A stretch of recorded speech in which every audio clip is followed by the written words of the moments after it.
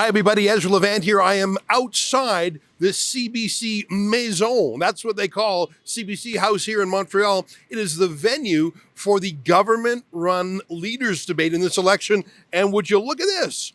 I actually have an accreditation, and so do my compadres, as well as our team, Lincoln and Guillaume behind the cameras. We also have a team working at our world headquarters in Toronto.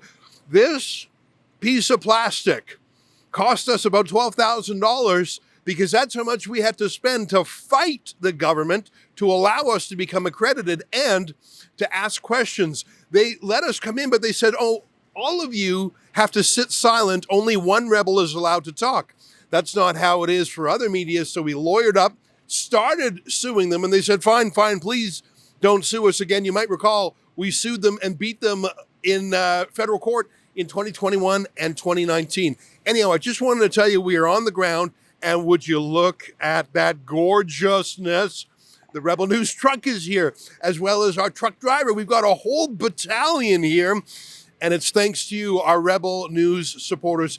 Unlike the CBC, whose maison will be in today, we don't get a dime of government money, and it shows. Let's have a quick hello from the various rebels who came in from all across Canada. Let's start with my buddy David Menzies.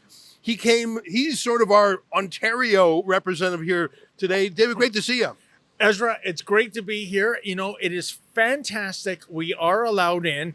As you said, we went to federal court twice, 2019, 2021, and then we were given the opportunity to bring 16 journalists. But as you said in your monologue yesterday, we didn't read the fine print quite that well, did we? Thank goodness for Chad Williamson, our crackerjack lawyer, because while 16 could come to Montreal, only one could ask questions. It was ludicrous, but Chad got them to bend the knee, and who knows if there'll be other shenanigans. The day is young. You're right, and I'm in touch with Chad. He's not here with us, but he's attentive, and we're messaging back and forth. They may yet try some tricks. By the way, obviously, other media are allowed multiple questions. The CBCR, Post Media, and I don't begrudge them that. It's just that the tricksters at the Government Commission tried to say, oh, you guys only get one. Hey, Sheila, great to see you here. Thanks for making the journey from Alberta.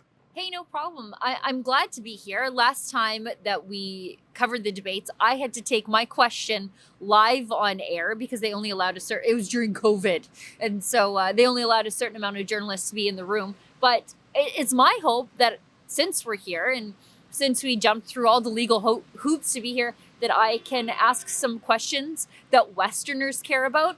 I know that CBC Radio Canada, many of the journalists from Post Media, they're going to be asking stuff that only they care about. I'm here to ask the questions that our Rebel supporters and everyday normal people at home care about. That's great, and thank you for making the journey. Well, the lady who came the furthest today, Drea Humphrey, what a pleasure. This is your first time in Montreal. Bienvenue and welcome. Thank you for making the long journey, and your family, of course, misses you. Thank you for letting us take you away from them to do this important work. You'll be here tonight and tomorrow night. What's on your mind?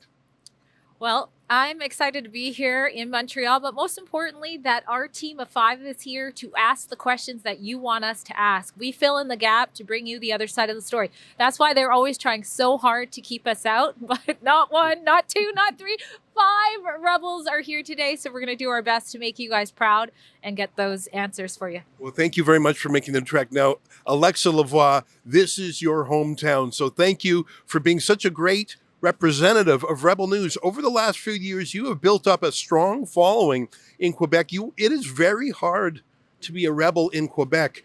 There's not a lot of allies in the establishment, other media, police, things like that. I just want to say thanks to you for showing such courage. Even in the last week, you've been physically threatened. So thank you, and I'm thrilled that you're here to ask questions in English and en français.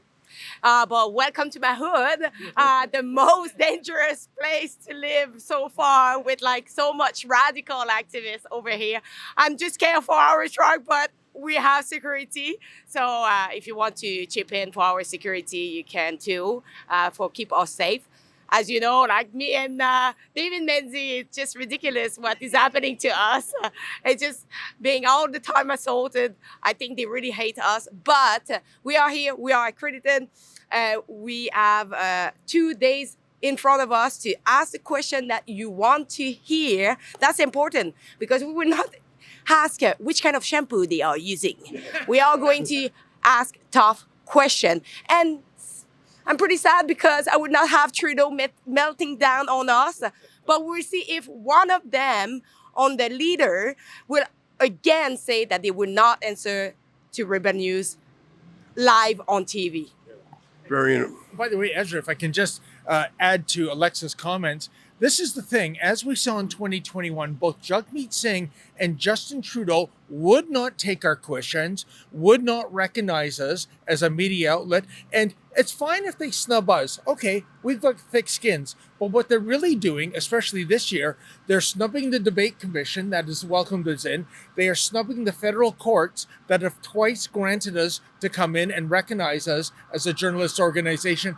And more importantly, they are disrespecting the Canadian public. Yeah. They are answerable to those people. So I really want to see Singh for sure. He won't answer our questions. Yeah. Is Mark Carney going to give us the silent treatment too? Yeah, very interesting. He did speak with me when I saw him about a year ago in Davos, Switzerland, but I think we have a new Mark Carney now. Hey, I want to say one last thing, and then we're going to go back in. By the way, it's snowing out here. No problem.